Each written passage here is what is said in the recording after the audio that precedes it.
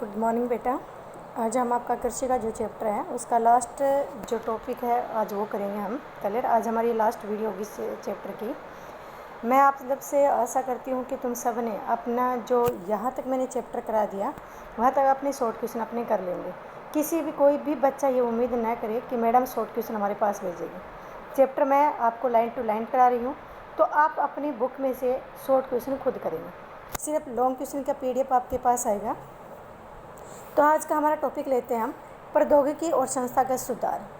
देखो, प्रौद्योगिकी मतलब औद्योगिक। जैसे ही उद्योग आए हैं उसके आने के बाद में जो कृषि की जा रही है उस कृषि में बहुत कुछ संस्थागत सुधार किए जा चुके हैं।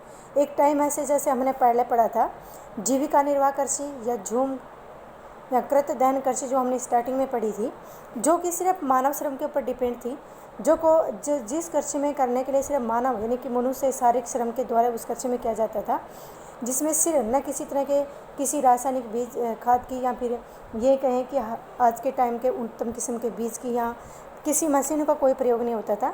लेकिन आज के टाइम में कृषि को सिर्फ जीवन निर्वाह के लिए नहीं बल्कि प्रॉफिट कमाने के लिए या व्यापार के लिए भी किया जाता है। तो आज किसी भी देश के किसी की परिवार की आर्थिक स्थिति को सुधारने में कृषि का बहुत बड़ा योगदान रहा है। ठीक है, तो जैसे ही उद्योगों का विकास हुआ है, थ्रेसिंग मशीन आई है, ट्रैक्टर आए हैं या फिर दवाई छिड़कने की मशीन आई है, बहुत कुछ ऐसे नए आविष्कार हो चुके हैं जिसमें कृषि को में मानव श्रम को बहुत कम कर दिया है। उसी सबसे के अलावा उत्तम किस्म के बीज, रासायनिक खाद, इस प्रकार की सिंचाई के साधन, जिससे कि कृषि को करना बहुत आसानी नहीं बल्कि कृषि की पैदावार को बहुत आसानी से बढ़ाया जा सका है। तो आज हमारा टॉपिक जो है वो क्या है, प्रौद्योगिकी और संस्थागत सुधार। यही है बेटा हमारा। जैसा कि हमने पहले बताया गया कि भारत में कृषि हजारों वर्षों से की जा रही है, परंतु प्रौद्योगिकी और संस्थागत परिवर्तन के अभाव में लगातार भूमि संसाधन के प्रयोग से कृषि का विकास अवरुद्ध हो जाता है तथा इसकी गति मंद हो जाती है। सिंचाई के साधनों का विकास होने के उपरांत भी देश में एक बहुत बड़े भाग में अभी भी किसान खेती बाड़ी के लिए मानसून पर निर्भर रहते हैं और भूमि की प्राकृतिक उर्वरता पर निर्भर रहते हैं। बढ़ती हुई जनसंख्या के लिए यह महत्वपूर्ण चुनौती बनी हुई है कि अगर हम बात करें 21वीं शताब्दी में हम लोग आ चुके हैं, उसके बाद भी क्या हो रहा है कि हमारे यहाँ पे कृषि का जो है सबसे बड़ा क्या हमारे लिए सबसे बड़ी प्रॉब्लम क्या हो रही है, वो ये हो रही बेटा कि हजारों सालों के से हम उसी कहें कि सांप की लीक को पीटते आ रहे हैं। बहुत सारे आज भी हमारे किसान ऐसे हैं जो प्राकृतिक रूप से कृषि करते हैं या मजबूर हैं करने के लिए। आज भी उनके पास उत्तम किस्म के बीज और खाद की कमी है, या ये कहें कि आज के टाइम में भी वो लोग मानसून के ऊपर निर्भर हैं। अगर मानसून नहीं होती तो उनकी कृषि नहीं होती है। तो इस प्रकार से इन सब में सुधार करना बहुत जरूरी है, क्योंकि ये 131 करोड़ जनसंख्या की आपूर्ति ऐसे नहीं की जा सकती।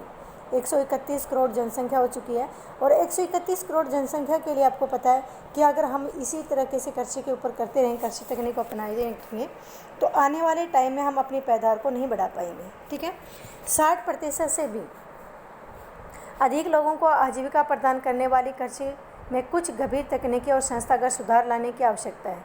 स्वतंत्रता के पश्चात देश में संस्थागत सुधार लाने के लिए जोतों की चकबंदी, सहकारिता तथा जमींदारी आदि समाप्त करने को प्राथमिकता दी गई है। प्रथम पंचवर्षीय योजना यानी कि हमारी जो पहली जो पंचवर्षीय योजना शुरू हुई थी वो 1951 में। सुन लीजिए आप ध्यान से, पहली जो पंचवर्षीय योजना हमारी शुरू हुई थी वो कब हुई थी? 1951 में शुरू हुई थी।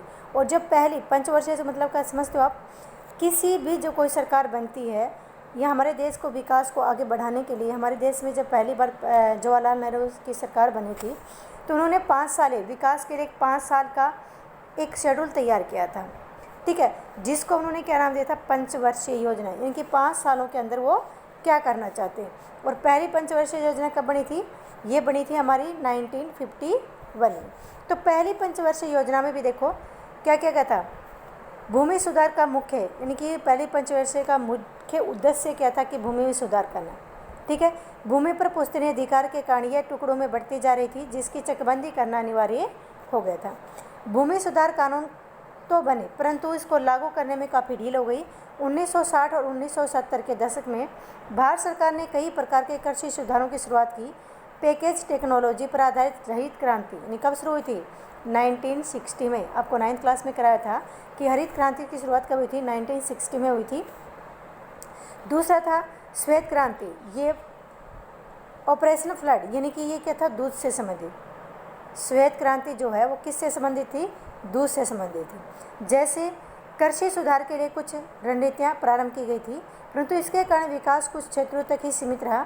इसलिए 1980 और 1919 के दशकों में भारत भूमि विकास कार्यक्रम शुरू किया गया, जो कि संस्थागत और तकनीकी सुधारों पर आधारित था। इस दिशा पर उठाए गए कुछ महत्वपूर्ण कदमों में सूखा, बाढ़, चक्रवात, आग तथा बीमारी के लिए फसल बीमा के प्रावधान और किसानों को कम दर पर ऋण सुविधाएं उपलब्ध कराने के लिए ग्रामीण बैंकों, सहकारी समितियों और बैंकों की स्थापना की गई थी। सबसे पहले कि इस योजना को सफल बनाने के लिए किसानों को अच्छी किस्म की खाद और बीज कोऑपरेटिव सोसाइटी से दिए जाने लगे। यहाँ तक कि किसानों को ये कहें कि ट्यूबवेल बनाने के लिए सस्ता ब्याज यानी कि लोन दिया जाने लगा, और यहाँ तक कि उनकी सहायता करने के लिए गाँव में भी ग्रामीण बैंक, सहकारी बैंक की स्थापना की गई। किसानों के लाभ के लिए भारत सरकार ने किसान क्रेडिट कार्ड भी बनाना शुरू कर दिया। व्यक्तिगत दुर्घटना बीमा योजना भी किसानों के लिए शुरू की गई। इसके अलावा आकाशवाणी, दूरदर्शन पर किसानों के लिए मौसम की जानकारी के बुलेटिन और कृषि कार्यक्रम भी प्रसारित किए जाने लगे। किसानों को बिचौले और दलालों के शोषण से बचाने के लिए न्यूनतम सहायता मूल्य और कुछ महत्वपूर्ण फसलों में लाभदायक खरीद मूल्यों की सरकार घोषणा भी करती रही है। इसके अलावा आप देखिए, बहुत ही छोटा सा ये आप इसको ज़रूर देखिए बेटा। इसमें क्या है, भूदान, ग्रामदान। इसमें एक ही चीज़ सबसे ज़रूरी है, आपको शॉर्ट क्वेश्चन बनता है कि भूदान ग्रामदान की शुरुआत किसने की थी। ये महात्मा गांधी के चेले थे, जो कि विनोबा भावे, महात्मा गांधी की मृत्यु के बाद में उन्होंने एक सत्याग्रह चलाया था।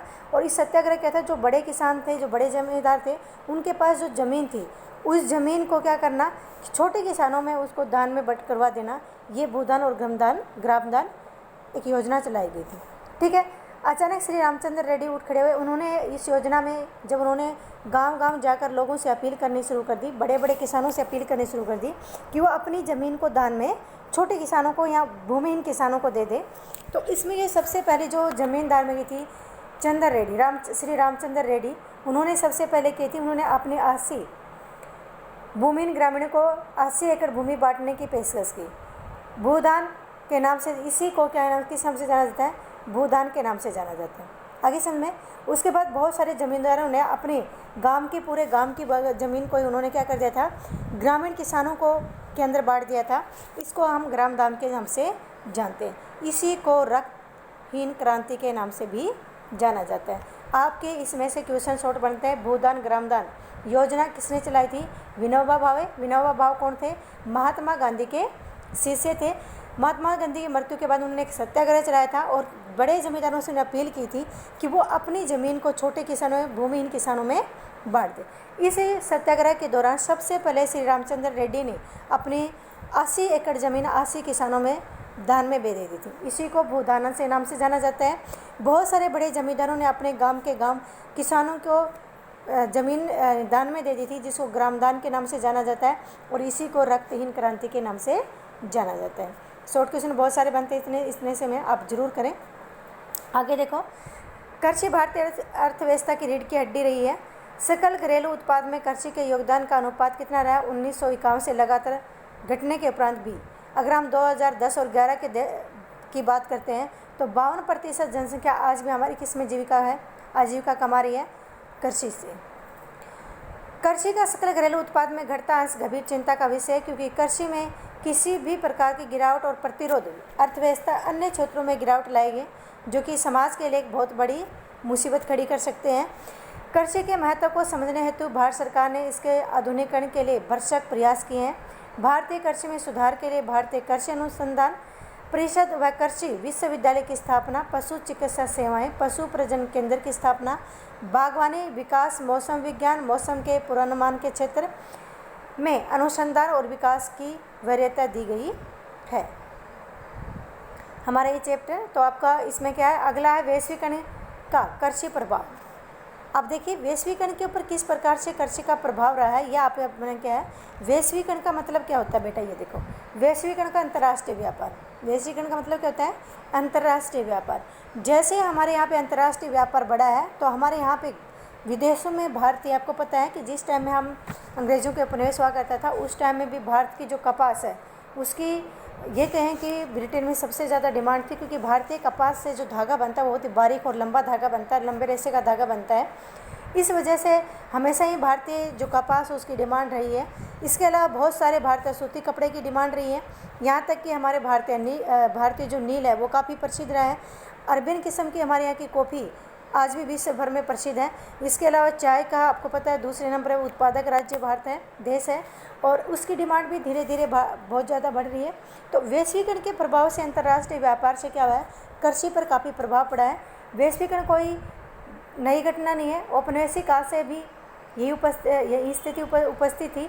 19वीं शताब्दी में जब यूरोपीय व्यापारी भारत आए तो उस समय भी भारतीय मसाले विश्व में प्रसिद्ध थे और निर्यात किए जाते थे। दक्षिण भारत में किसानों को इन फसलों को उगाने के लिए प्रोत्साहित भी किया जाता था। आज भी गरम मसाले भारत से निर्यात किए जाने वाली मुख्य वस्तुओं में से एक है।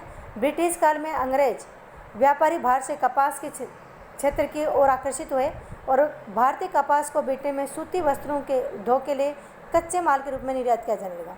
मैनचेस्टर और लिवरपूल में सूती वस्त्र उद्योग भारत के पैदा होने वाले उत्तम किस्म के कपास की उपलब्धता पर ही फला फूला था। 1917 में बिहार में चंपारण आंदोलन के बारे में आपने पढ़ा होगा, जो कि नील विद्रोह था। किसानों को ज़बरदस्ती नील उगाने के लिए उनको उकसाया जाता था। तो इसी तरह से भारतीय नील है वो भी क्या है, एक सबसे ज़्यादा उसकी डिमांड रही है। इसके अलावा ये किसान इसलिए क्यों बढ़ के थे कि वो एक बार नील पैदा करने के बाद में उस ज़मीन पर दोबारा कोई दूसरी फसल नहीं हो सकती। 1990 के बाद वैश्वीकरण के तहत भारतीय किसानों ने कई चुनौतियों का सामना करना पड़ रहा है। चावल, कपास, रबड़, चाय, कॉफ़ी, जूट और मसालों के मुख्य उत्पादक होने के बावजूद भी कृषि विश्व के विकसित देशों में स्पर्धा करने से असमर्थ है, क्योंकि उन देशों में कृषि के अत्यधिक सहायता दी जाती है। आज भारतीय कृषि दोहराए पर है। भारतीय कृषि को सक्षम लाभदायक बनाना है तो सीमांत और छोटे किसानों की स्थिति सुधारने पर जोर देना होगा। हरित क्रांति ने लंबा चौड़ा वायदा किया, परंतु आज यह कई विवादों से घिरी हुई है। यह आरोप लगाया जा रहा है कि हरित क्रांति के दौरान रसायनों के अधिक प्रयोग, जलभ्रांतों के सूखने और जैव विविधता विलुप्त होने के कारण भूमि निम्नीकरण हुआ है। आज जिन क्रांति संकेत शब्द से है जिनमें की इंजीनियर सम्मिलित हैं।